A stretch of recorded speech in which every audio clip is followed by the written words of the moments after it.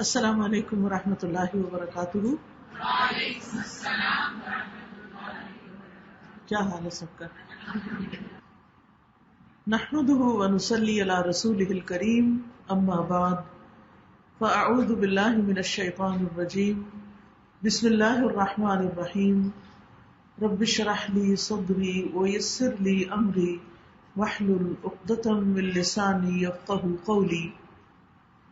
میرے لیے یہ بہت خوشی کی بات ہے کہ آج آپ لوگوں کے ساتھ اپنے پیارے دین کی کچھ تعلیمات شیئر کرنے کا موقع مل رہا ہے۔ آپ لوگ جو خدمت خلق اور انسانیت کے دکھ درد کو دور کرنے کے لیے دن رات کوشاں ہیں، تو آپ کا یہ کام کتنی اہمیت رکھتا ہے، کتنے فائدے کا ہے، اور اس کا آخرت میں آپ کو کیا فائدہ ہونے والا ہے، اور اس کے ساتھ ساتھ یہ کہ ذمہ داریاں کیا بنتی ہیں، کیا کرنا چاہیے اور کیا نہیں کرنا چاہیے۔ قرآن مجید میں اللہ تعالیٰ فرماتے ہیں وَاعْبُدُوا اللَّهَ وَلَا تُشْرِكُوا بِهِ شَيْئًا وَبِالْوَالِدَيْنِ إِحْسَانًا وَبِذِي الْقُرْبَى وَالْيَتَامَى وَالْمَسَاكِينِ وَالْجَارِ ذِي الْقُرْبَى وَالْجَارِ الْجُنُبِ وَالصَّاحِبِ بِالْجَنبِ وَابْنِ السَّبِيلِ وَمَا مَلَكَتْ أَيْمَانُكُمْ ان اللہ لا يحب من کان مختالا فخورا۔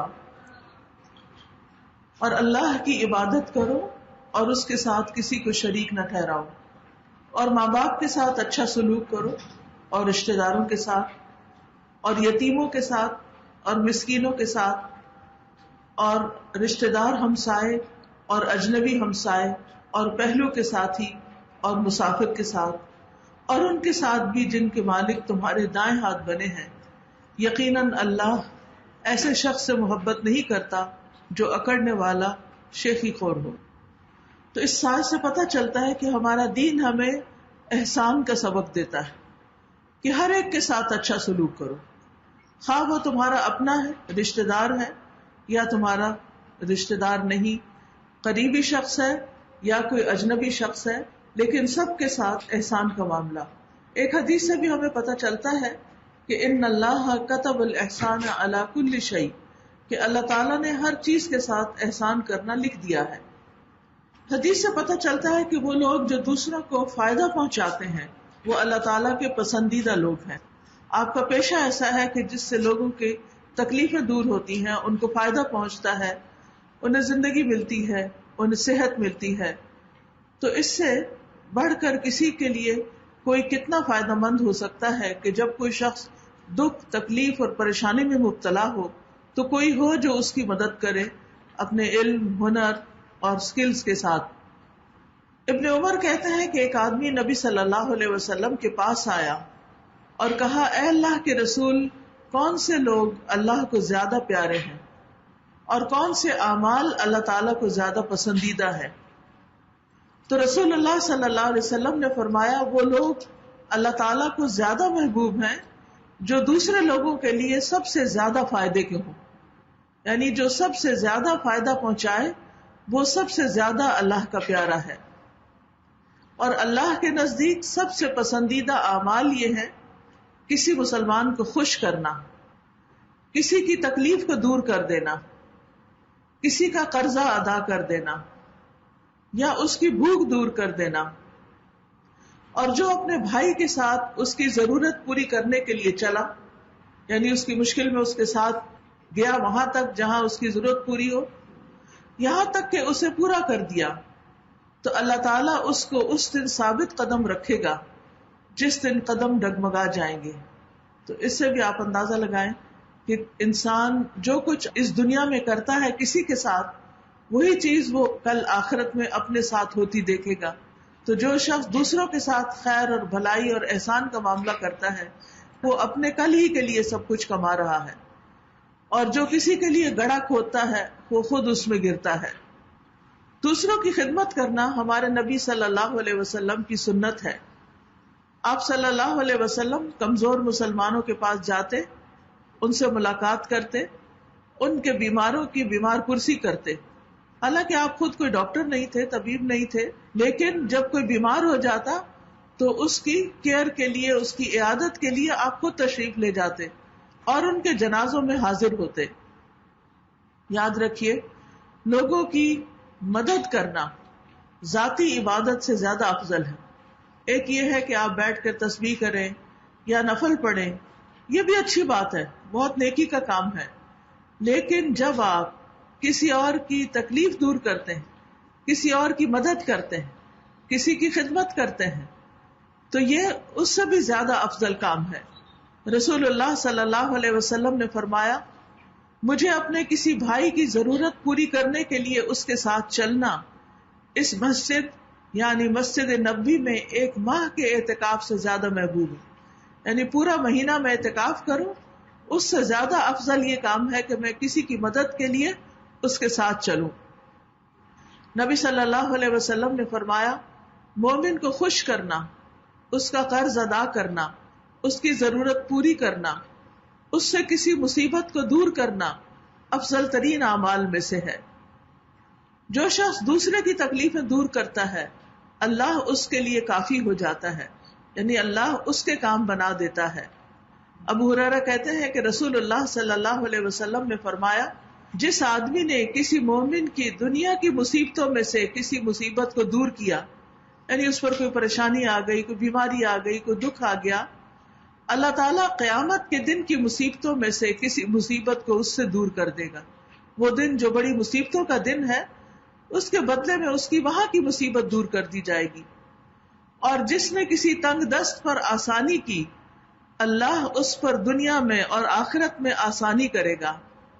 اور جس نے کسی مسلمان کی پردہ پوشی کی، یعنی اس کا عیب ڈھانک دیا، اللہ دنیا اور آخرت میں اس کی پردہ پوشی کرے گا. اسی طرح دوسروں کے کام آنے والوں کے لیے اللہ کی مدد آتی ہے. رسول اللہ صلی اللہ علیہ وسلم نے فرمایا، واللہ فی عون العبد ما کان العبد فی عون اخیہ. اللہ تعالیٰ تب تک اس بندے کی مدد میں ہوتے ہیں جب تک وہ بندہ اپنے بھائی کی مدد میں لگا ہوتا ہے. مثلاً آپ کسی پیشنٹ کے ساتھ لگے ہوئے ہیں، آپ کو بھوک بھی لگی ہے، آپ کو تھکان بھی ہو رہی ہے، آپ کے ڈیوٹی ٹائم بھی پورا ہو گیا ہے، لیکن اس کے باوجود آپ دیکھ رہے ہیں کہ جو پیشنٹ ہے اس کی ضرورت ابھی پوری نہیں ہوئی. تو ایسے میں اس کی ضرورت پوری کرنے کے لیے اگر آپ کھڑے رہتے ہیں، اپنا وقت لگاتے ہیں، اپنی ایفرٹ لگاتے ہیں، تو اللہ کی مدد آپ کے ساتھ ہوتی ہے. نبی صلی اللہ علیہ وسلم خاص طور پر معاشرے کے جو کمزور افراد تھے ان کا خیال رکھا کرتے تھے. حدیث میں آتا ہے آپ چلنے میں پیچھے رہتے تھے، کمزور کو چلاتے، ان کو ساتھ لے کے چلتے، اپنے پیچھے بٹھاتے، ان کے لیے دعا کرتے. نبی صلی اللہ علیہ وسلم نے یہ بھی فرمایا کہ بیوہ اور مسکین کے لیے دوڑ دھوپ کرنے والا اللہ کے راستے میں جہاد کرنے والے کی طرح ہے، یا رات بھر قیام کرنے والے اور دن کو روزہ رکھنے والے کی طرح. یعنی اگر کوئی شخص کسی مجبور اور بے کس بے سہارا انسان کی مدد کرتا ہے تو وہ ایسے ہے گویا ساری رات اس نے عبادت کی ہے، ساری رات اس نے نفل پڑھے ہیں اور دن کو روزہ بھی رکھا ہے. اگر یہ 2 کام کوئی کرتا ہے تو ہم سمجھتے ہیں کہ وہ بہت ہی نیک انسان ہے اور بہت ہی اعلیٰ درجے کا متقی، عبادت گزار اور پارسا انسان ہے. لیکن اگر کسی شخص کے سامنے کوئی مجبور انسان ہے، وہ اس کی مدد کرتا ہے تو وہ اس سے بھی آگے نکل جاتا ہے، کیونکہ جو عبادت کرتا ہے وہ تو صرف اپنی ذات کو فائدہ دے رہا ہوتا ہے، لیکن جو دوسرے کی مدد کرتا ہے وہ اوروں کی تکلیف بھی دور کرتا ہے اور ساتھ اس کا یہ تکلیف دور کرنا عبادت شمار ہوتا ہے. پھر یاد رکھیے کہ لوگوں کی مدد کرنے کے لیے، لوگوں کے ساتھ نیکی کرنے کے لیے مختلف طریقے ہوتے ہیں، یعنی صرف ایک ہی طریقہ نہیں ہوتا. انسان ہر طریقے سے فائدہ اٹھا سکتا ہے، ہر چیز کو اپرچونٹی سمجھتے ہوئے اپنے لیے کام کر سکتا ہے. مثلا رسول اللہ صلی اللہ علیہ وسلم نے فرمایا ہر اچھا کام صدقہ ہے. بعض اوقات ہم مال کا صدقہ نہیں کر سکتے، کسی کو پیسے نہیں دے سکتے، لیکن جب ہم کسی کی مدد کرتے ہیں، یعنی جو بھی کسی طرح کسی کے کام آتے ہیں، تو وہ اس کے لیے صدقہ شمار ہوتا ہے. اسی طرح کسی کی تنہائی اور خوف دور کرنا. نبی صلی اللہ علیہ وسلم نے فرمایا نیکی کے کسی بھی کام کو معمولی نہ سمجھنا. خواہ تم کسی اداس آدمی کو جو تنہائی اور خوف محسوس کرے اسے انس اور اپنائیت مہیا کرو. بعض پیشنٹس ہوتے ہیں کہ ان کے اوپر ان کے اٹینڈنٹس نہیں ہوتے، ان کے گھر والے نہیں ہوتے، ان کے مددگار نہیں ہوتے، تو ایکسٹرا کام آپ کو کرنا پڑتا ہے، ان کی دل جوئی کرنی پڑتی ہے، ان کو حوصلہ دینا پڑتا ہے. ہم سب جانتے ہیں کہ اگر ہمیں چھوٹی سی بھی کوئی تکلیف ہو تو ہمیں ایسا لگتا ہے جیسے ہم مر ہی جائیں گے. بخار ہو تو خیال یہ آتا ہے پتہ نہیں اب زندہ بچتے بھی ہیں یا نہیں بچتے. تو ایسی صورت میں انسان کو کبھی بھی پریشان نہیں ہونا چاہیے، اور اپنی پریشانی کو تو انسان کسی نہ کسی طرح اوور کم کر لیتا ہے، لیکن بعض لوگ اس بات کو نہیں سمجھتے. تو ان کو حوصلہ دینا، ان کو تسلی دینا، چاہے بیماری کتنی بھی خطرناک کیوں نہ ہو، مریض کے اندر سے امید نہیں ختم ہونی چاہیے. اور ہم دیکھتے ہیں کہ بعض اوقات مریض جو ہے وہ موت کے منہ سے واپس آ جاتے ہیں. اگر ان کی زندگی ہوتی ہے تو وہ دوبارہ صحیح سلامت ہو کے دنیا میں کام کاج کرنے کے قابل ہو جاتے ہیں. تو اس لیے ان کی تسلی کرانا، اور اگر پریشان کن بات بھی ہو تو ان کے سامنے نہ کرنا، یہ بھی بہت بڑی نیکی ہے. اسی طرح لوگوں سے انس کرنا، ان کو کمفرٹیبل کرنا، یہ بڑا ضروری ہے. مثلاً اگر کوئی ڈاکٹر ہے تو مریض کو ہاتھ لگاتے ہوئے پیار سے ہاتھ لگائے. اگر ہاتھ ٹھنڈے ہیں تو پہلے سے بتا دے کہ میرے ہاتھ ٹھنڈے ہیں. یا اگر کہیں اس کا ایگزامینیشن کرنے میں کوئی تھوڑی سی پین انوالوڈ ہے یا کوئی بھی تکلیف، تو اس کو باتوں میں لگا کے اس کی تکلیف کم کر دینا، اور اس کو کہنا نہیں تھوڑی سی دیر کی بات ہے، اسے حوصلہ دینا، تسلی دینا، یہ بھی بہت بڑی نیکی کی بات ہے. نبی صلی اللہ علیہ وسلم نے فرمایا کسی نیکی کو حقیر نہ سمجھو، اگرچہ کسی کو ایک رسی ہی دے دو. بعض اوقات ساتھ والا کوئی کام کر رہا ہوتا ہے اور اس کا پین ختم ہو جاتا ہے، اس کی کوئی اکوپمنٹ میں اسے کچھ چاہیے ہوتا ہے، کوئی مدد چاہیے ہوتا ہے. اب جیسے نرسز ڈاکٹرز کے ساتھ کھڑے ہو کر ان کو اکوپمنٹ پکڑا رہے ہوتے ہیں، تو بعض اوقات انسان تھک جاتا ہے یا بور ہو جاتا ہے. تو ایسے میں بھی اپنا حوصلہ بلند رکھنا چاہیے کہ یہ بہت بڑا نیکی کا کام ہے، اور اس میں میری جاب تو ہے ہی، لیکن میرے لیے اس میں بہت بڑا اجر بھی ہے اور ثواب ہے جو کل میری قبر میں اور حشر کے دن میرے کام آئے گا، جہاں کوئی بھی رشتہ دار، دوست انسان کے کام نہیں آئے گا. تو آپ صلی اللہ علیہ وسلم نے فرمایا کسی نیکی کو حقیر نہ سمجھو، ہاں کسی کو رسی ہی دینا ہو، کسی کو جوتی کا تسمہ ہی دینا ہو، یا اپنے ڈول میں سے کسی دوسرے مانگنے والے کے برتن میں کچھ پانی ڈالنا ہی ہو، لوگوں کے راستے میں سے کوئی چیز دور کر دینا جس سے ان کو تکلیف ہو رہی ہے، اپنے بھائی سے خندہ پیشانی سے ملنا اور ملاقات کر کے اس سے سلام کرنا. بعض اوقات ہم سمجھتے ہیں کہ مریض تو ہمارے قابو میں، ہم ان کے ساتھ جو بھی سلوک کریں، نہیں، وہ بھی انسان ہے، اور اس بستر پر آج اگر وہ ہے تو کل ہم بھی ہو سکتے ہیں. اس وقت کسی بھی مریض کی جگہ اپنے آپ کو رکھ کے دیکھنا چاہیے کہ اگر میں یہاں ہوں تو میں کیا ایکسپیکٹ کروں کہ ڈاکٹر میرے ساتھ کیا کرے، وہی سلوک اس کے ساتھ کرنا چاہیے. اگر ہم ایک نرس ہے تو ہمیں یہ دیکھنا چاہیے کہ اگر میں اس بستر پر ہوں، کیونکہ کسی بھی انسان کو بیمار ہوتے، پریشان ہوتے دیر نہیں لگتی، تو اگر کوئی اور اس جگہ پر ہے تو اس وقت دیکھنا چاہیے کہ اگر میں یہاں پر ہوں تو میں اپنے لیے کیا چاہوں گا. تو وہی سلوک پھر جو اپنے لیے ہم چاہتے ہیں وہ اس کے ساتھ کرنا چاہیے. مریضوں کے ساتھ اسمائل کر کے بات کرنا، ان کو سلام خود سے کرنا، ان کا حال پوچھنا. پھر فرمایا یا زمین میں اجنبی سمجھے جانے والوں سے انس و محبت کا مظاہرہ کرنا. یعنی کہ ظاہر نئے نئے پیشنٹس ہوتے ہیں، نئے نئے لوگ ہوتے ہیں، تو ہم ان کو جانتے تو نہیں ہوتے. عموماً ہم جن لوگوں کو جانتے ہیں، جان پہچان ہے، محبت ہے، دوستی ہے، رشتہ داری ہے، تعلق داری ہے، ان کے ساتھ تو ہم اچھی طرح پیش آتے ہیں، ایکسٹرا کیئر کرتے ہیں ان کی. لیکن جو بیچارے اجنبی ہوتے ہیں ان کو ہم پوچھتے بھی نہیں. تو یہاں یہ بتایا جا رہا ہے کہ ان سے بھی انس و محبت کا اظہار کرنا ہے. وہ بھی تو انسان ہے نا، آخر وہ بھی تو ہمارے بھائی ہیں، ان کے اندر بھی جان ہے، وہ بھی تکلیف میں ہے. تو اصل بات یہ ہے کہ ہم نے جو کچھ کرنا ہے اللہ کے لیے کرنا ہے اور اللہ سے اس کا اجر چاہنا ہے. اسی طرح نبی صلی اللہ علیہ وسلم نے فرمایا آدمی کا اپنے بھائی کی مدد کرنا صدقہ ہے، اور اسے پانی کا ایک گھونٹ پلانا بھی صدقہ. یعنی باقی ہر کوئی تو اپنا پانی خود اٹھا کے پی لیتا ہے، لیکن بیمار کو بعض اوقات اسپون فیڈنگ کرنی پڑتی ہے، پلانا پڑتا ہے. تو ہر چمچ جو آپ اس کے منہ میں ڈال رہے ہیں، یا آپ اس کو ڈرپ لگا رہے ہیں، یا کوئی بھی چیز، تو نیت یہ کر لے کہ اس سے مجھے اجر ملے، کیونکہ ہر قطرہ جو اس کے جسم کے اندر جا رہا ہے وہ آپ کے لیے اجر و ثواب کا باعث بنے گا. پھر اسی طرح نابینا کے ساتھ چلنا. نبی صلی اللہ علیہ وسلم نے فرمایا تمہارا اپنے بھائی کو دیکھ کے مسکرانا صدقہ ہے، نیکی کا حکم دینا اور برائی سے روکنا صدقہ ہے، کسی بھولے بھٹکے کو راستہ بتانا تمہارے لیے صدقہ ہے. نابینا کے ساتھ چلنا صدقہ ہے. یعنی اگر اس کو راستہ نہیں مل رہا یا اسے سڑک پار کروانا ہے یا اور اسی طرح کا کوئی، یعنی کچھ لوگ تو ہوتے ہیں کہ اپنے کام خود کر لیتے ہیں، لیکن جو لوگ اپنا کام خود نہیں کر سکتے ان کو سپورٹ چاہیے ہوتی ہے کسی قسم کی، تو خوشی سے وہ سپورٹ دینی چاہیے، کیونکہ یہ بھی ہمارے حق میں صدقہ لکھا جاتا ہے. اور صدقہ جو ہے وہ بلاؤں کو ٹالتا ہے. آج ہم کسی کی تکلیف دور کر رہے ہیں، کسی کی مدد کر رہے ہیں، کل انتہائی مشکل وقت میں کوئی ہماری مدد کو اللہ تعالیٰ بھیج دے گا. کبھی کبھی ہم کہتے ہیں نا پتہ نہیں کون سی نیکی کام آئی اور یہ تو رحمت کا فرشتہ بن کے اس وقت میرے پاس آ گیا، اگر یہ نہیں آتا تو پتہ نہیں میرے ساتھ کیا ہو جاتا. تو وہ ہم بھول چکے ہوتے ہیں کبھی ہم نے بھی کسی کی ایسے ہی مدد کی ہوتی. تو اللہ سبحانہ وتعالیٰ تو گن گن کے رکھتا ہے، وہ تو کسی کا اجر بھی ضائع نہیں کرتا. آج ہم کسی کے ساتھ زیادتی کر رہے ہیں، بد اخلاقی کر رہے ہیں، اس کو تکلیف دے رہے ہیں، کیئر لیسنس کو مظاہرہ کر رہے ہیں، تو کل یہ سب کچھ لکھا جا رہا ہے، یہ سب کچھ جمع ہو رہا ہے، اور وہ کل ہمارے لیے بھی ویسا ہی لکھا جائے گا. اور اگر ہم کسی کے ساتھ اچھا کر رہے ہیں تو وہ سب بھی اکٹھا کیا جا رہا ہے، لکھا جا رہا ہے. پھر اسی طرح یہ ہے کہ کام کرنے میں یہ بڑا امپورٹنٹ ہوتا ہے کہ کچھ لوگ ہمارے اوپر ہوتے ہیں، کچھ ہمارے نیچے ہوتے ہیں، کچھ ہمارے ساتھ کے ہوتے ہیں. ان سب کے ساتھ اچھا معاملہ کرنا بڑا ضروری ہے.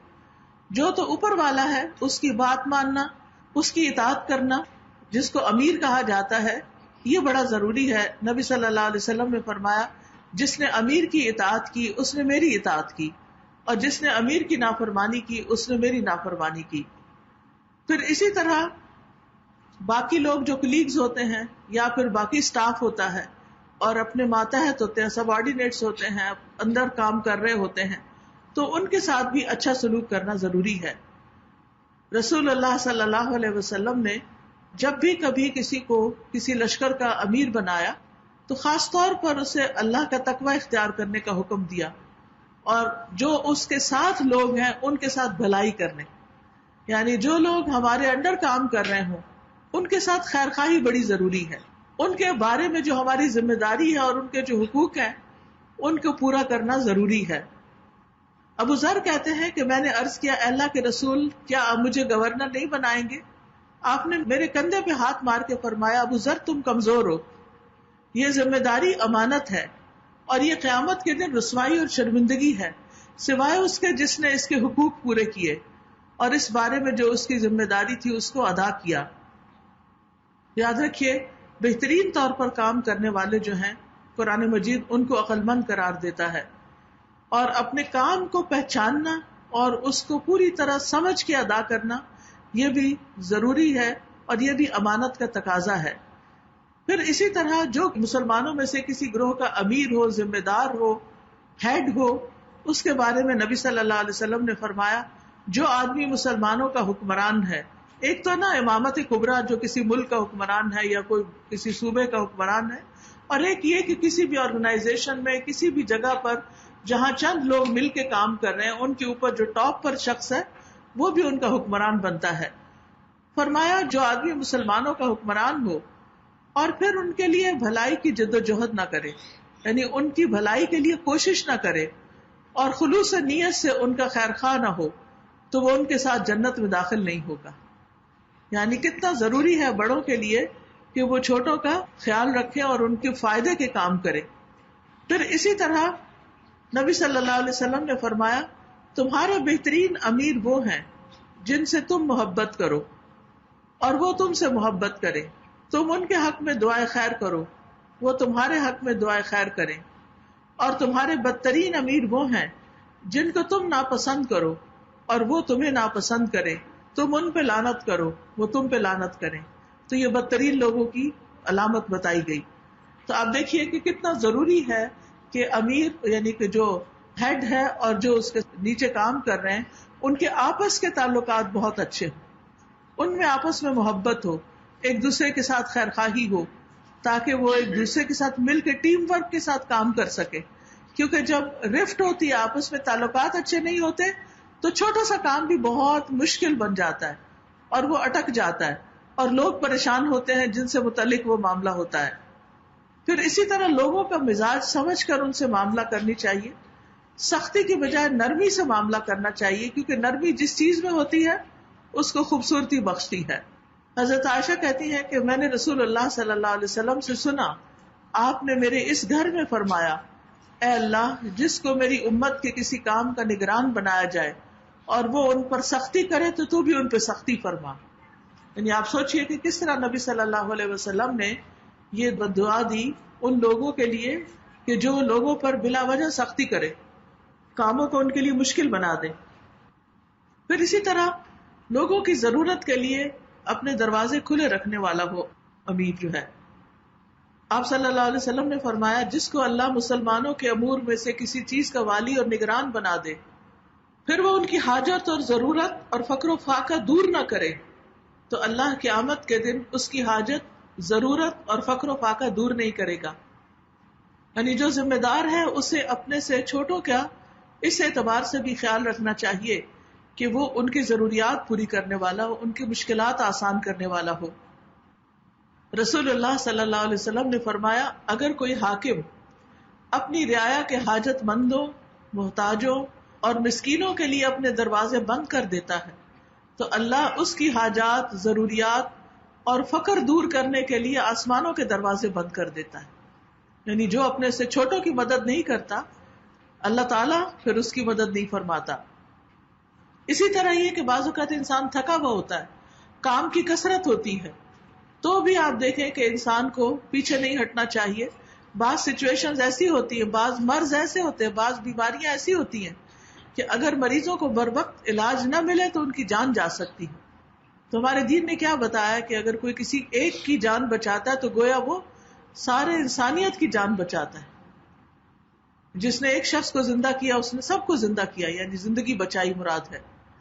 تو اس میں آپ دیکھیے کہ کچھ سچویشن بہت نازک ہوتی ہیں، کچھ کام ایسے ہوتے ہیں جن کو تھوڑا ڈیلے بھی کر لے تو کوئی بڑی بات نہیں، لیکن کچھ کام ایسے ہوتے ہیں کہ جن کو ڈیلے نہیں کیا جا سکتا. پھر اسی طرح اپنے سے چھوٹے یا اپنے ساتھ کام کرنے والے اپنے کولیگز کو پریشانی میں نہیں مبتلا کرنا چاہیے، ان کو ڈرانا نہیں چاہیے اور ان کو بلا وجہ خوف زدہ نہیں کرنا چاہیے. نبی صلی اللہ علیہ وسلم نے فرمایا، خوش ہو جاؤ، سیدھے رہو اور قریب ہو جاؤ، یعنی لوگوں کے قریب رہو، ان کو اپنے قریب کرو. امیر کو اپنی رعایا کے ساتھ خیانت نہیں کرنی چاہیے، یعنی ان کو چیٹ نہیں کرنا چاہیے، ان کو دھوکہ نہیں دینا چاہیے. رسول اللہ صلی اللہ علیہ وسلم نے فرمایا، جو شخص کسی رعایا کا نگہبان بنے پھر اسے دھوکہ دے تو وہ جہنم میں جائے گا. پھر لوگوں کی صلاحیتیں پہچان کر اس کے مطابق انہیں کام دینا چاہیے. ایسا نہیں کہ ایک شخص کسی خاص فیلڈ میں ایکسپرٹ ہو اور اس کو جھاڑو کے کام پہ لگا دیا جائے یا کسی گیٹ پہ کھڑا کر دیا جائے. نہیں، جو جس چیز کا اہل ہو اس کو اس کے مطابق کام اور ذمہ داری دینی چاہیے. پھر اسی طرح بعض اوقات ٹیم کے اندر آپس میں رفٹ ہو جاتی ہے، کوئی مشکلات پیدا ہو جاتی ہیں، تو اس کی وجہ یہ ہوتی ہے کہ کام کے اصول طے نہیں ہوتے، ڈوز اینڈ ڈونٹس نہیں پتا ہوتے.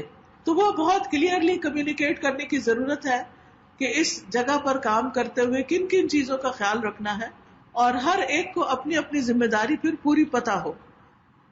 نبی صلی اللہ علیہ وسلم نے ابو موسیٰ اور معاذ بن جبل کو یمن بھیجتے ہوئے فرمایا کہ خوشخبری دینا، نفرت نہیں پھیلانا، آسانی پیدا کرنا، مشکلات میں نہیں ڈالنا، ایک دوسرے کی بات ماننا، آپس میں اختلاف نہیں کرنا. چنانچہ ان دونوں میں سے ہر ایک کا خیمہ تھا جس میں وہ ایک دوسرے سے ملنے کے لیے آتے رہتے تھے اور بہت اچھی طرح ایک دوسرے سے نباہ کیا. پھر اسی طرح اپنے نیچے کام کرنے والوں کے درمیان عدل کرنا، یہ نہیں کہ ایک کے اوپر بہت ذمہ داری ڈال دی. ہمارے آفیسز میں عام طور پر یہ ہوتا ہے کہ جو کام کرتا ہے اس کو کام ملتا ہی چلا جاتا ہے، اس کو چھٹی بھی نہیں ملتی، اور جو نہیں کرتا وہ نہیں کرتا. تو یہ کلچر نہیں ہونا چاہیے. سب پر ایکولی رسپانسبلٹیز ڈالنی چاہیے اور سب سے کام لینا چاہیے، سب کے ساتھ عدل کرنا چاہیے. پھر ان کو مشوروں میں شریک رکھنا چاہیے. جو ہیڈ اپنے کولیگز کو مشوروں میں شریک رکھتا ہے اس کے لیے بہت سے کام آسان ہو جاتے ہیں، وہ ان کاموں کو اون کر لیتا ہے، اور جو مشورہ نہیں کرتا وہ اکیلا رہ جاتا ہے. قرآن مجید میں اللہ تعالیٰ فرماتے ہیں وَأَمْرُهُمْ شُورَىٰ بَيْنَهُمْ، ان کے آپس کے معاملے مشورے سے طے پاتے ہیں. وَمِمَّا رَزَقْنَاهُمْ يُنْفِقُونَ، اور جو ہم نے ان کو رزق دیا اس میں سے وہ خرچ کرتے ہیں. پھر اسی طرح ماتحت کو ظلم سے بچنے کی تعلیم دینی چاہیے. نبی صلی اللہ علیہ وسلم نے معاذ بن جبل کو جب یمن بھیجا تو آپ نے انہیں ہدایت کی کہ مظلوم کی بد دعا سے بچتے رہنا. یعنی آپ سے متعلق جتنے بھی لوگ ہوتے ہیں، چاہے آپ کے انڈر کام کر رہے ہیں، مثال کے طور پر آپ کسی اسکول میں کام کر رہے ہیں تو چاہے کوئی پیرنٹس ہیں یا ٹیچرز ہیں یا بچے ہیں یا اور ورکرز ہیں، مالی ہیں، گیٹ کیپرز ہیں، کوئی بھی جتنے بھی لوگ آپ کے انٹریکشن میں آتے ہیں اس ڈیوٹی کے حوالے سے، یا ایک ہاسپٹل میں کام کر رہے ہیں تو اس میں جتنے بھی لوگ آپ کے انٹریکشن میں آتے ہیں ان سب کے ساتھ اچھا سلوک کرنا چاہیے، کسی کے ساتھ ظلم نہیں کرنا چاہیے، کیونکہ مظلوم کی بد دعا سے ڈرتے رہو. اس دعا اور اللہ کے درمیان کوئی پردہ نہیں ہوتا. ایسا نہ ہو کہ ایک غریب انسان جس کے ساتھ کوئی زیادتی ہو گئی ہو اس کی بد دعا سے بڑے بڑے کام خراب ہو جائیں. پھر اسی طرح اپنے زیر تحت لوگوں کا احساس کرنا چاہیے. ہر وقت صرف حکم نہیں چلانے چاہیے، ان کی تھکاوٹ، ان کی نیند، ان کے بوجھ، ان کی ذمہ داری کا بھی احساس ہونا چاہیے. اور اس میں آپ دیکھیے کہ حضرت معاذ بن جبل جو تھے وہ لوگوں کو نماز پڑھاتے تھے. تو جب انہوں نے لمبی نماز پڑھائی تو نبی صلی اللہ علیہ وسلم نے ان کے ساتھ ناراضگی کا اظہار کیا اور فرمایا افتان انت یا معاذ، کیا تم لوگوں کو فتنے میں ڈالنے والے ہو. پھر اسی طرح یہ ہے کہ غصے میں آ کے غلط فیصلے نہیں کرنے چاہیے. ہم انسان ہیں، کمزور ہیں، کبھی کوئی غصہ دلا دیتا ہے، غصے میں آ بھی جاتے ہیں، تو ایسی صورت میں اس وقت کوئی ڈیسیژن نہیں لینا چاہیے. بعض اوقات غصے میں ہم وہ فیصلہ کر دیتے ہیں جو ہمارے لیے بھی نقصان دہ ہے، دین کے لیے نقصان دہ ہے، دوسرے کے لیے بھی نقصان دہ. پھر اسی طرح آپ دیکھیے کہ بگاڑ پیدا کرنے والے شخص سے ذمہ داری واپس لے لینی چاہیے. جب ثابت ہو جائے، پتہ چل جائے کہ یہ کام ٹھیک نہیں کرتا تو پھر اس کو کام نہیں دینا چاہیے. قرآن پاک میں اللہ تعالیٰ فرماتے ہیں ان اللہ یأمرکم ان تؤدوا الامانات الی اہلھا، اللہ تمہیں حکم دیتا ہے کہ تم امانتیں ان کے اہل کے سپرد کرو. پھر اسی طرح اگر کوئی چھٹی کرنی پڑے یا کہیں اور جانا پڑے تو اپنی ذمہ داری دوسرے کو ہینڈ اوور کر کے جانی چاہیے، ایسے ہی خاموشی کے ساتھ نہیں جانا چاہیے. مثلاً اگر ایک نرس کی ڈیوٹی چینج ہو رہی ہے اور مریض کو کسی خاص چیز کی ضرورت ہے تو وہ پراپرلی نیکسٹ نرس کو گائیڈ کر کے جائے کہ اب اس مریض کے ساتھ پیچھے کیا ہو چکا ہے، آگے کیا ہونا چاہیے، تاکہ وہ صحت کی طرف چلے، نہ کہ مزید نیگلیجنس کی وجہ سے بیمار ہو. اسی طرح جو سٹاف ہے اس پر لازم ہوتا ہے کہ وہ اپنے امیر کی بات مانے، اپنے ہیڈ کی بات مانے. قرآن مجید میں اللہ تعالیٰ فرماتے ہیں یا ایھا الذین آمنوا اطیعوا اللہ واطیعوا الرسول واولی الامر منکم، اے ایمان والو اللہ اور اس کے رسول کی اطاعت کرو اور ان لوگوں کی جو تم میں سے صاحب امر ہوں، یعنی جو تمہارے ذمہ دار ہیں ان کی بات مانو. اب عبادہ بن صامت کہتے ہیں کہ ہم نے رسول اللہ صلی اللہ علیہ وسلم سے بات سننے اور اطاعت کرنے پر خوشی اور ناخوشی دونوں حالتوں میں بیعت کی، یعنی ہم آپ کی بات مانیں گے چاہے ہمارے لیے آسان ہو یا ہمارے لیے مشکل ہو. رسول اللہ صلی اللہ علیہ وسلم نے یہ بھی فرمایا کہ تم پر سننا اور ماننا ضروری ہے، اپنی تنگی کی حالت میں بھی اور خوشحالی کی حالت میں بھی، اپنی خوشی میں بھی اور ناخوشی میں بھی، اور امیر کا تجھ پر دوسروں کو ترجیح دینے کی صورت میں بھی. یعنی اگر بعض اوقات لوگوں کو یہ شکایت ہو جاتی ہے نا کہ ذمہ دار جو ہے یا ہیڈ جو ہے وہ دوسرے کو کوئی فیور دے رہا ہے اور ہمارے ساتھ زیادتی ہو رہی ہے تو ہم بھی اپنا کام چھوڑ دیتے ہیں. نہیں، ایسی صورت میں بھی اپنا کام چھوڑنا نہیں چاہیے. پھر اسی طرح جب نگران یا ذمہ دار کوئی کام کہے تو یہ نہیں کہ اسے بار بار کہنا پڑے، ایک دفعہ کا کہنا ہی کافی ہو جانا چاہیے. پھر اسی طرح یہ بھی یاد رکھیے کہ اگر وہ کوئی ایسا کام کہہ رہا ہے جو اللہ کی نافرمانی کا ہے تو اس کو نہیں ماننا چاہیے. رسول اللہ صلی اللہ علیہ وسلم نے فرمایا جو شخص تمہارے میں حکمران ہو پھر اللہ اس کی بھلائی چاہے تو اس کو نیک وزیر عطا فرمائے گا، اور اگر نگران کوئی بات بھول جائے تو وہ اس کو یاد دلائے گا، اور اگر وہ یاد رکھے تو اس کی مدد کرے گا. اسی طرح آپ نے یہ بھی فرمایا کہ امیر کی ناپسندیدہ بات پر صبر کیا جائے، یعنی اگر اس نے اس میں کوئی ایسی چیز دیکھی ہے جو اس کو اچھی نہیں لگ رہی تو اسے چاہیے کہ وہ صبر سے کام لے. پھر اسی طرح اپنے امیروں کو برا بھلا نہیں کہنا چاہیے. ہمارے یہاں ایک عام کلچر ہو گیا ہے، اگر ہیڈ سے کوئی شکایت ہوئی تو واپس آ کر اسٹاف روم میں یا پھر اپنے کمرے میں بیٹھ کے دوسروں کے ساتھ اس کو شیئر کیا، غیبت چغلی کی اور گروپنگ کر لی، اپنا محاذ برائی کر لی. تو اس قسم کی پالیٹکس سے جو مریض ہیں یا طالب علم ہیں یا دوسرے لوگ ہیں وہ سفر کرتے ہیں، ان کے جو مفادات ہیں ان پر زد پڑتی ہے. تو اس لیے ان چیزوں سے بچنا چاہیے. انس بن مالک کہتے ہیں کہ ہمیں رسول اللہ صلی اللہ علیہ وسلم کے کبار صحابہ نے منع کیا. انہوں نے کہا اپنے امیروں کو برا بھلا نہ کہو، نہ ان کو دھوکہ دو، نہ ان سے بغض رکھو، اور اللہ کا تقوی اختیار کرو اور صبر کرو، کیونکہ قیامت کا معاملہ قریب ہے.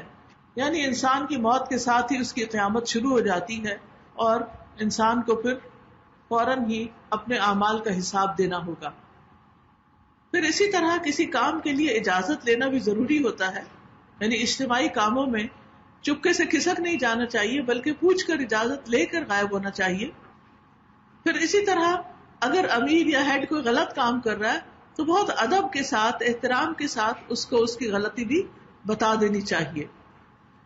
پھر آپس کے جو سٹاف کے تعلقات ہیں وہ بھی بہت اچھے ہونے چاہیے.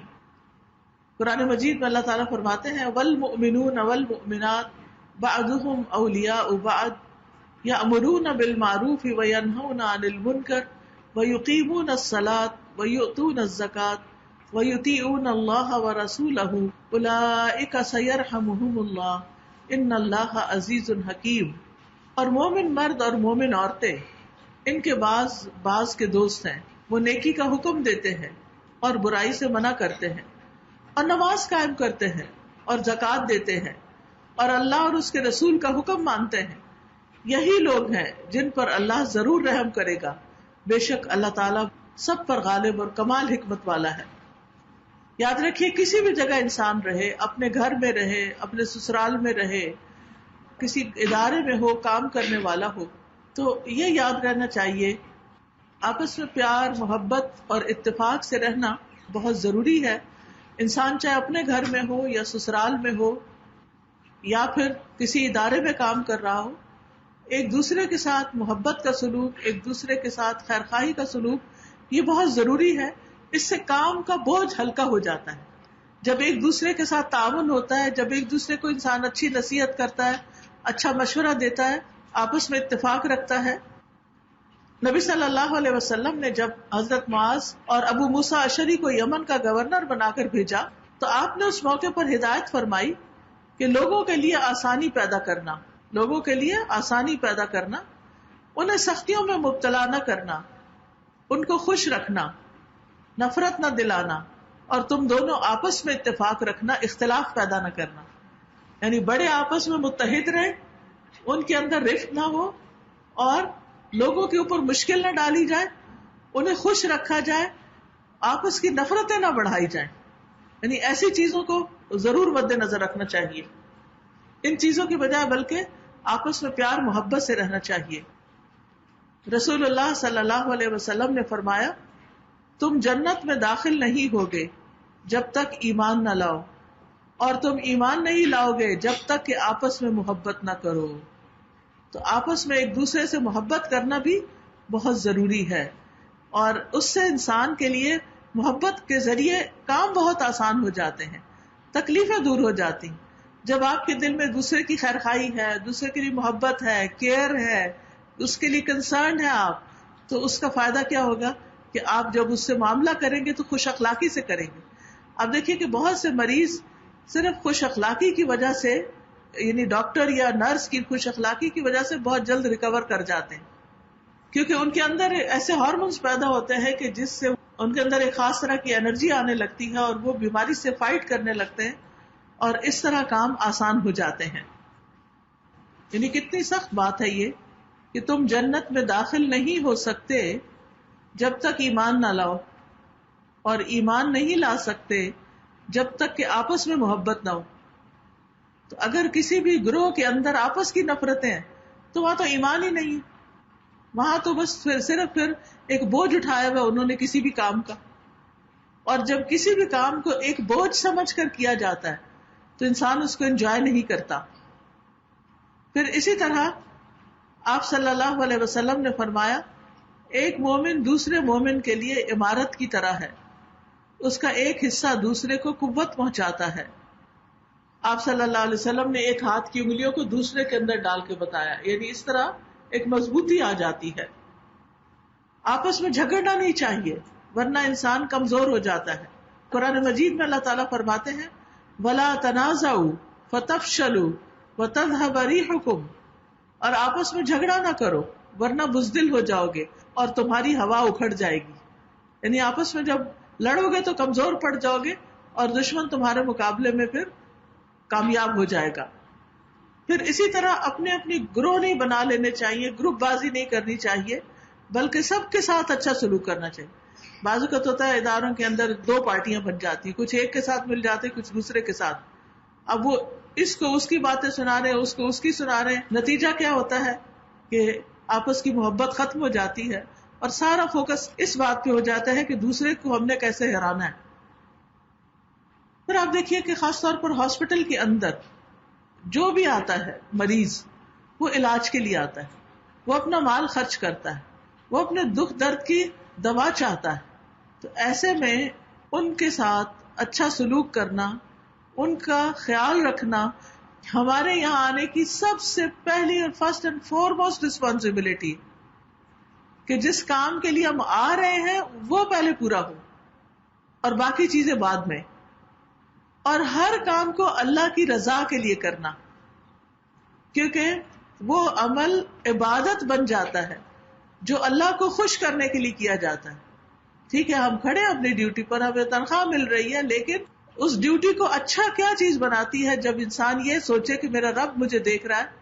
CCTV کیمرہ جو ہے اس کے ڈر سے میں نہیں کام کر رہی، میں تو اس لیے کام کرتی ہوں کہ میرا رب مجھے دیکھتا ہے. جب اکیلے میں مریض کے ساتھ ہوں اور کوئی بھی مجھے نہیں دیکھ رہا تو میں اس کی کیئر کروں. خاص طور پر نائٹ ڈیوٹی میں آپ دیکھیں کہ لوگ کم ہوتے ہیں اور مریضوں کو اگر کوئی نہ پوری طرح دیکھے تو کوئی پوچھنے والا تو نہیں ہو سکتا، لیکن انسان کو یہ یاد رکھنا چاہیے کہ اللہ سبحانہ تعالیٰ دیکھتا ہے. رسول اللہ صلی اللہ علیہ وسلم نے فرمایا اے لوگو اپنے اعمال کو اللہ کے لیے خالص کر لو، کیونکہ اللہ عز و جل اپنے لیے خالص عمل کو ہی قبول کرتا ہے اور اسی پر اجر ملتا ہے.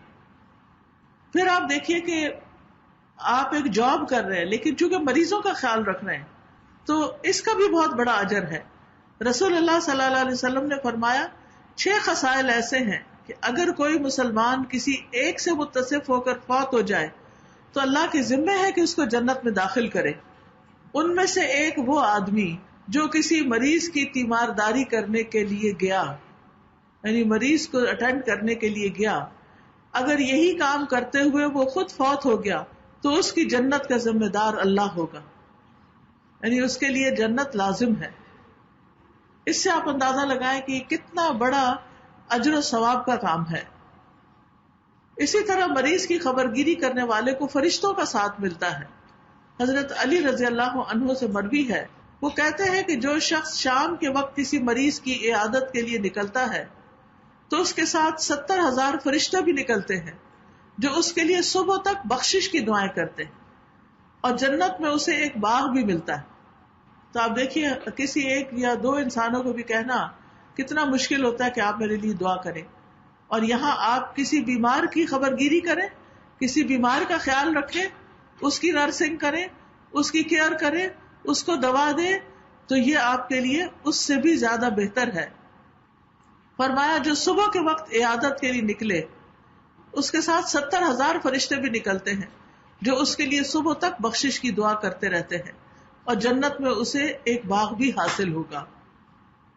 پھر اسی طرح مریض کی عیادت جو ہے وہ جنت میں لے جانے کا باعث ہے. رسول اللہ صلی اللہ علیہ وسلم نے فرمایا جو کسی بیمار کی عیادت کرے، عیادت کا مطلب ہے اس کے پاس جائے، اس کو دوا دے، اس کو مساج کر دے، اس کی کنگھی کر دے، اس کو کسی بھی طرح اس کا خیال رکھے، یا اپنے بھائی سے اللہ کی خاطر ملاقات کرے، تو آسمان سے ایک پکارنے والا پکارتا ہے کہ تم بھی پاک ہو اور تمہارا چلنا بھی پاک ہے اور تم نے جنت میں گھر بنا لیا. کتنا بڑا اجر و ثواب کا کام ہے. خالص اللہ کی رضا کے لیے مریضوں کا خیال رکھنا اور ان کے پاس جانا. صحابہ کرام جو تھے وہ اس بات کو بہت سیریسلی لیتے اور بہت خوشی سے یہ کام کیا کرتے تھے، یعنی مریضوں کی عیادت. کیونکہ مریض خود پروڈکٹیو نہیں رہتا، کبھی وہ بات بھی نہیں کرتا، کبھی اس سے کچھ ہوتا نہیں، تو لوگ عام طور پر اس کو اپنے اوپر بوجھ سمجھنے لگتے ہیں اور پھر اس سے جلد جان چھٹکارا چاہتے ہیں۔ لیکن اگر انسان اللہ کی رضا کے لیے اس کی خدمت کرتا ہے تو کتنا بڑا اجر و ثواب ہے، اور صحابہ اس کے لیے کتنے حریص ہوتے تھے۔ حضرت ابو بکر کے بارے میں آتا ہے کہ رسول اللہ صلی اللہ علیہ وسلم نے فرمایا، آج تم میں سے کس نے روزے کی حالت میں صبح کی؟ تو ابو بکر نے کہا میں نے۔ آپ نے فرمایا تم میں سے کس نے مریض کی عیادت کی؟ ابو بکر نے کہا میں نے۔ آپ نے فرمایا تم میں سے کس نے جنازے میں شرکت کی؟ ابو بکر رضی اللہ عنہ نے کہا میں نے۔ آپ نے پوچھا آج کس نے مسکین کو کھانا کھلایا؟ ابو بکر رضی اللہ عنہ نے کہا میں نے۔ تو نبی صلی اللہ علیہ وسلم نے اس پر فرمایا کہ جب کسی شخص میں ایک ہی دن یہ 6 خصلتیں شامل ہو جائیں تو وہ جنت میں ضرور داخل ہوگا، یعنی یہ 6 کے 6 کام اس کو ایک دن کرنے کا موقع مل گیا، اور اس میں ایک مریض کی عیادت ہے، ایک روزہ رکھنا ہے، ایک جنازے میں شرکت کرنا ہے، ایک مسکین کو کھانا کھلانا ہے، اور پھر ہے عمدہ اخلاق، اچھے اخلاق سے پیش آنا، چاہے وہ اریٹیٹ ہی کر رہے ہوں ہم، وہ ان کا کام ہے، وہ ان کا اخلاق ہے، اور ہمارا اخلاق کیا ہے؟ بہترین اخلاق ہے۔ رسول اللہ صلی اللہ علیہ وسلم نے فرمایا لوگوں میں سب سے بہتر وہ ہے جس کا اخلاق زیادہ اچھا ہے۔ پھر آپ دیکھیے نرمی اختیار کرنا، مریضوں کے ساتھ نرمی سے پیش آئیے، نرمی سے ہاتھ لگائیے، نرمی سے ٹیکا لگائیے، نرمی سے دوا کھلائیے، نرمی سے اٹھائیے بٹھائیے لٹائیے، جو بھی چیز ہے اس میں نرمی رکھیے۔ نبی صلی اللہ علیہ وسلم نے فرمایا نرمی جس چیز میں ہوتی ہے اس کو زینت بخشتی، خوبصورت بنا دیتی، اور جس چیز سے نکال دی جاتی ہے اسے بدصورت کر دیتی ہے۔ جنتی 3 قسم کے لوگ ہیں، ایک وہ آدمی جو رشتہ داروں اور مسلمانوں کے لیے مہربان اور نرم دل ہے، یعنی نرمی کا معاملہ کرتا ہے، اور لوگوں میں سے بہترین وہ ہے جو ان کے لیے سب سے زیادہ فائدہ مند ہے، دوسروں کے لیے فائدہ مند بن جائیے۔ ایک اور حدیث میں ہے مومن بندوں کی مثال ان کی آپس میں محبت اور رحم دلی اور شفقت اور تعاون میں ایک جسم کی طرح ہے۔ جب جسم میں کسی عضو کو تکلیف ہوتی ہے تو اس کا سارا جسم نیند نہ آنے اور بخار چڑھ جانے میں اس کا شریک ہو جاتا ہے۔ پھر اسی طرح مومن دوسرے کی تکلیف پہ بھی تڑپتا ہے، کیونکہ سارے مومن ایک جسم کی طرح ہیں۔ پھر ایک دوسرے کی ضروریات اور حاجات کے لیے قریب رہنے کی ضرورت ہے۔ زبان اور ہاتھ سے سلامت رہنا چاہیے دوسروں کو ہم سے۔ مریض کے ساتھ خیر خواہی، جو چیز اس کے فائدے کی ہے وہ کی جائے، نہ کہ جو وہ چاہتا ہے۔ بعض اوقات ہم کہتے ہیں چلو مریض کے ساتھ اچھا سلوک کرو، اب مریض کہتا ہے کہ مجھے اور علاج نہیں کرانا، یا مجھے یہاں سے نکال دیں، یا میں یہ دوائی نہیں کھانا چاہتا، تو یہ اس کے ساتھ خیر خواہی نہیں۔ اگر آپ سمجھتے ہیں کہ خیر خواہی کسی اور چیز میں ہے تو پیار سے اس کو سمجھا دیں۔ پھر اسی طرح خیر خواہی ہر مسلمان کا حق ہے۔ مریض کے ساتھ وہ معاملہ کریے جو اپنے لیے پسند کرتے ہیں۔ پھر دھوکے اور ظلم اور تحقیر سے بچنا چاہیے۔ ابو ہریرہ رضی اللہ عنہ کہتے ہیں کہ رسول اللہ صلی اللہ علیہ وسلم نے فرمایا تم لوگ ایک دوسرے سے حسد نہ کرو، نہ ہی ایک دوسرے کے خلاف ریٹ بڑھاؤ۔ یعنی ہوتا ہے نا، 2 دکاندار چیز بیچ رہے ہوتے ہیں تو وہ پھر مقابلے بازی پہ آ جاتے ہیں، اور کبھی قیمت کم کر دیتے ہیں، اور کبھی جب آکشن ہوتی ہے تو قیمت بڑھا دیتے ہیں۔ اور نہ ہی ایک دوسرے سے بغض رکھو، نہ ہی ایک دوسرے سے روگردانی کرو، اور تم میں سے کوئی کسی کی تجارت پر تجارت نہ کرے۔ اے اللہ کے بندو، بھائی بھائی بن جاؤ۔ آپ نے فرمایا مسلمان مسلمان کا بھائی ہے، نہ اس پر ظلم کرتا ہے، نہ اسے ذلیل کرتا ہے، نہ اس سے جھوٹ بولتا ہے، اور نہ اسے حقیر سمجھتا ہے۔ اور آپ نے اپنے سینے کی طرف اشارہ کر کے فرمایا کہ تقویٰ یہاں ہے، یعنی اللہ کا ڈر یہاں ہے، جو اصل میں موٹیویشنل فیکٹر ہے سارے اچھے کام کرنے کا۔ فرمایا آدمی کے برا ہونے کے لیے یہی کافی ہے کہ وہ اپنے مسلمان بھائی کو حقیر سمجھے۔ ایک مسلمان کا خون اور مال اور اس کی عزت اور آبرو دوسرے مسلمان پر حرام ہے، یعنی جا کے مریضوں کی باتیں ادھر ادھر نہیں کرنی چاہیے، ان کے عیب نہیں کھولنے چاہیے، کیونکہ مریض کو تو بعض اوقات اپنی ہوش نہیں ہوتی، نہ وہ استنجا کر سکتا ہے، نہ وہ اپنے کپڑے تبدیل کر سکتا ہے، تو ظاہر اسپتال کا عملہ یہ سب کچھ کرنا ہوتا ہے، لیکن اس میں بھی اگر وہ کوتاہی کرتے ہیں یا پھر وہ جو کوئی چیز دیکھتے ہیں اور وہ باہر جا کے گھر میں بتاتے ہیں تو یہ کسی مسلمان کے عیب کو چھپانا نہیں بلکہ دکھانا ہے لوگوں کو، اور جو کسی کا عیب اچھالے گا اللہ اس کو اس کے گھر میں رسوا کر سکتا ہے۔ پھر دوسروں کے حقوق ادا کرنا اور اپنا معاملہ اللہ کے سپرد کر دینا۔ بعض اوقات ایسا ہوتا ہے ہم کسی سے اچھا کر رہے ہوتے وہ نہیں کرتا جواب میں، تو انسان کو اپنی طرف سے اچھا کر کے باقی معاملہ اللہ کے حوالے کر دینا چاہیے، بہت طول نہیں دینا چاہیے، جھگڑوں کو بہت لمبا نہیں ہو جانا چاہیے۔ پھر معمولی سی چیز میں بھی آپ مدد کر سکتے ہیں۔ پھر اسی طرح مریض کو حوصلہ دینے کی ضرورت ہوتی ہے، مریض کو دعا اور تسلی دیجیے۔ سعد رضی اللہ عنہ سے مروی ہے کہ ایک مرتبہ وہ مکہ میں بیمار پڑ گئے، آپ صلی اللہ علیہ وسلم ان کی عیادت کے لیے تشریف لائے۔ انہوں نے عرض کیا یا رسول اللہ، مجھے اندیشہ ہے کہ کہیں میں اس زمین پہ مر ہی نہ جاؤں جہاں سے میں ہجرت کر کے جا چکا تھا، اور جیسے سعد بن خولہ فوت ہو گئے، اس لیے آپ میری صحت کے لیے دعا کیجیے۔ آپ صلی اللہ علیہ وسلم نے 3 مرتبہ ہاتھ اٹھا کے فرمایا اے اللہ سعد کو شفا عطا فرما، اے اللہ سعد کو شفا عطا فرما، اے اللہ سعد کو شفا عطا فرما، اے اللہ، یعنی کہ بار بار آپ نے تکرار کی، ریپیٹیشن کی کہ اللہ تعالیٰ انہیں صحت سے نوازے۔ تو اسی طرح مریض کو دعائیں بھی دینی چاہیے۔ ہم یہ نہ سوچے کہ ان کے ہے نا رشتے دار وہ خود دعا کرے، ہم کیوں کریں؟ تو اچھا بول کیا ہو سکتا ہے ایک ڈاکٹر کا، ایک نرس کا، ایک مریض سے، ہم آپ کے لیے دعا کرتے ہیں، آپ کا علاج بھی کرتے ہیں اور آپ کے لیے دعا بھی کرتے ہیں کہ اللہ تعالیٰ آپ کو صحت کاملہ عطا فرمائے، تو اس سے اس کا دل بڑا ہو جائے گا اور اس کی بیماری ہلکی پڑ جائے گی۔ اسی طرح مریض کو خوش بھی کرنا چاہیے، مریض کے پاس بیٹھ کر اچھی گفتگو کرنی چاہیے۔ مجھے یاد ہے کہ میری 2nd چائلڈ کی ڈلیوری تھی اور میں ہاسپٹل میں تھی، مجھے انہوں نے ڈرپ لگا دی اور بیڈ پہ لیٹنا پڑ گیا۔ اتنے میں 2 نرسز آپس میں اس قدر باتیں کر رہی تھی کہ وہ سارا وقت میں نے انتہائی تکلیف میں گزارا، کیونکہ مجھے ہر تھوڑی دیر کے بعد کنٹریکشن آ رہی تھی اور ادھر مسلسل باتیں کر کے وہ آپس میں لگے ہوئے تھے اور میری تکلیف کے وقت میری طرف نہیں دیکھتے تھے، نہ ہی کوئی تسلی، نہ دلاسا، نہ کچھ۔ تو اس سے مریض جو ہے اس کی پریشانی میں اضافہ ہو جاتا ہے۔ تو بعض اوقات ہم تو عادی ہوتے ہیں روز مریض دیکھنے کے، تو ہم سوچتے ہیں کہ یہ تو ٹھیک ہے، کوئی بات نہیں، نارمل سی بات ہے، لیکن جو مریض جس پہ گزر رہی ہوتی ہے اس کے دل کی حالت کچھ اور ہو رہی ہوتی ہے۔ تو اس لیے مریضوں کے پاس دنیا کی فالتو باتیں نہیں کرنی چاہیے، اس وقت میں اپنے پرسنل کام بھی نہیں کرنے چاہیے کہ انسان مریضوں کو چھوڑ کر خود اپنے آفس میں آ کے بیٹھ جائے اور فیس بک کھول کے ادھر ادھر کی چیزیں دیکھنا شروع کر دے۔ پھر یاد رکھیے کہ مریض کے پاس بیٹھ کر اچھی باتیں کرنی چاہیے، اگر بات کرنا ہو تو اچھی بات کرے، کیونکہ فرشتے تمہاری باتوں پر آمین کہتے ہیں۔ پھر مریض کو صحت کی امید اور نیکی کی طرف رغبت دلانی چاہیے۔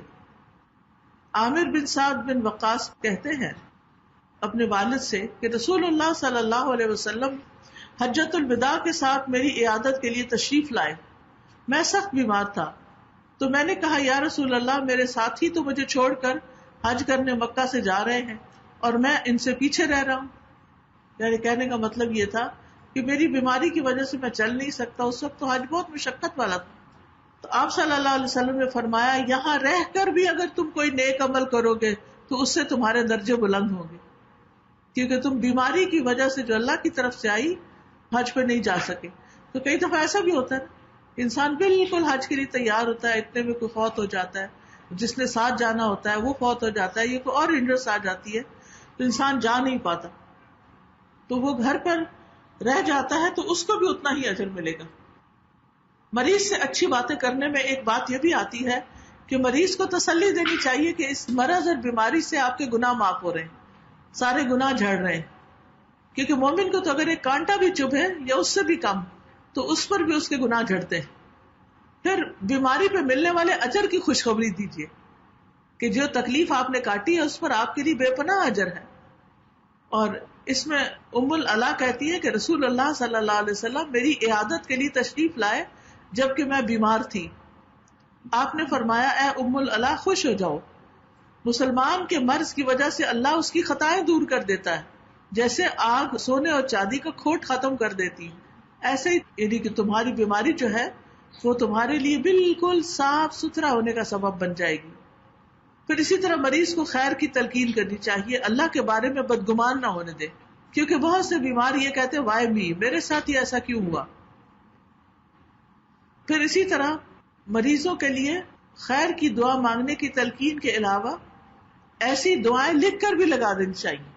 اگر ہاسپٹل کے ہر کمرے کے اندر شفا کی دعائیں لگی ہوئی ہوں تو کتنے مریض فائدہ اٹھا سکتے ہیں اور ان کا سب اجر و ثواب لگانے والے پر ہوگا. پھر اسی طرح خیر کی دعا مانگنے کی تلقین کرنی چاہیے.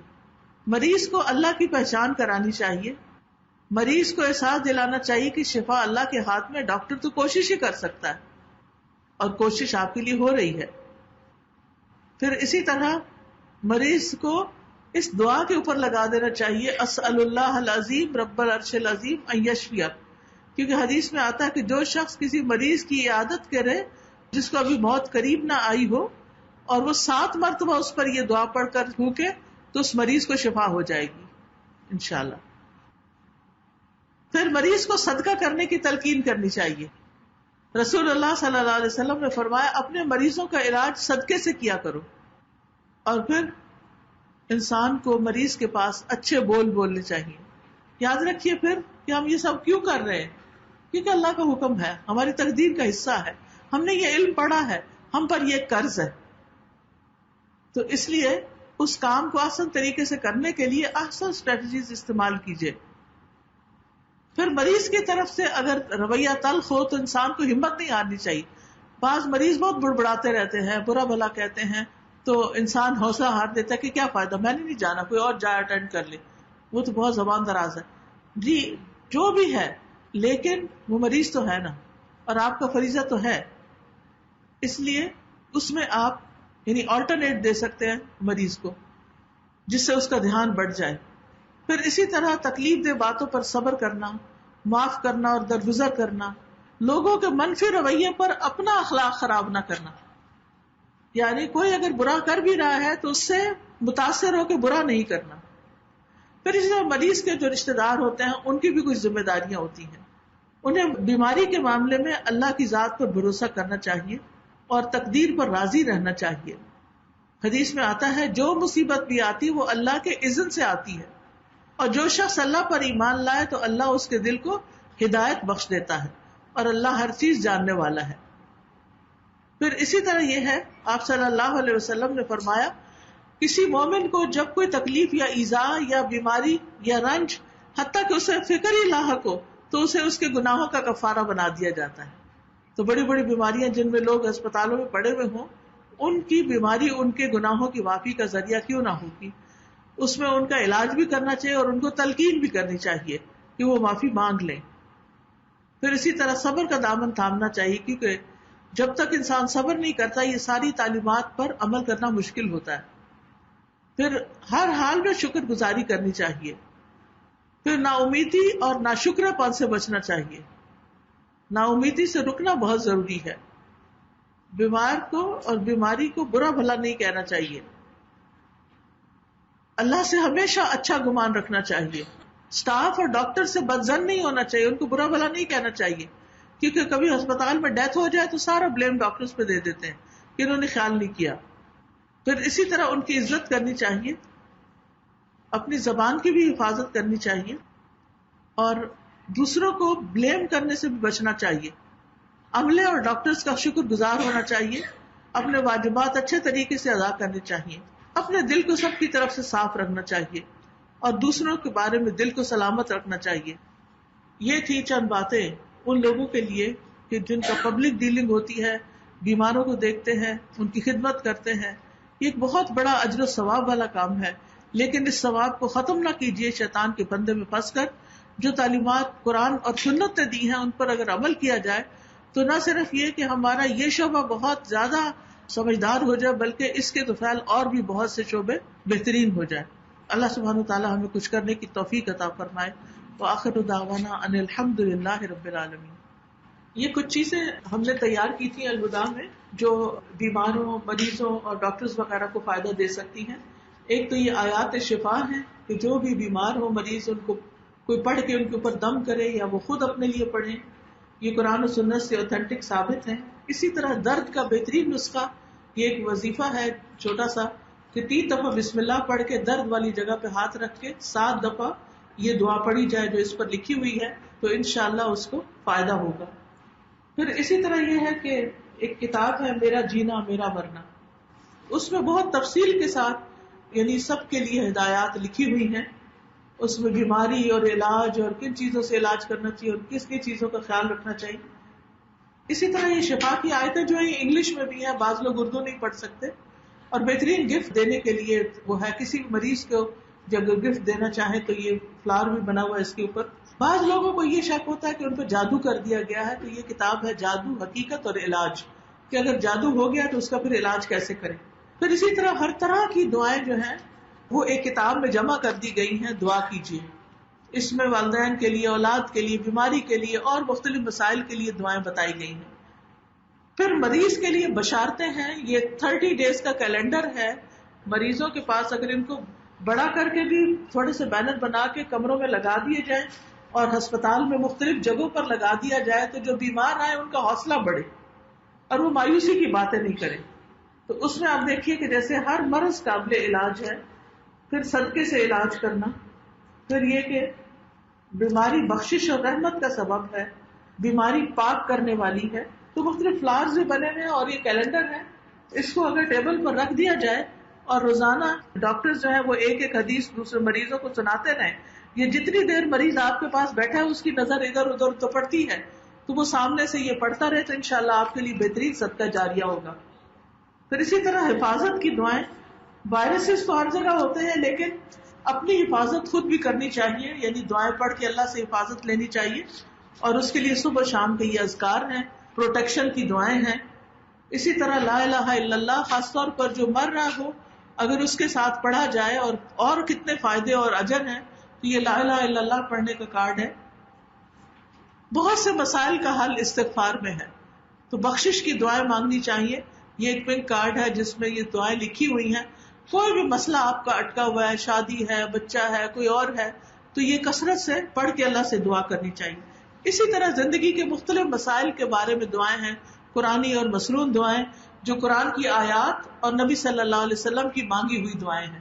تو ان دعاؤں کو پڑھ کر بھی، یہ خود بھی کتابیں آپ لے سکتے ہیں اپنے لیے بھی اور دوسروں کو گفٹ دینے کے لیے.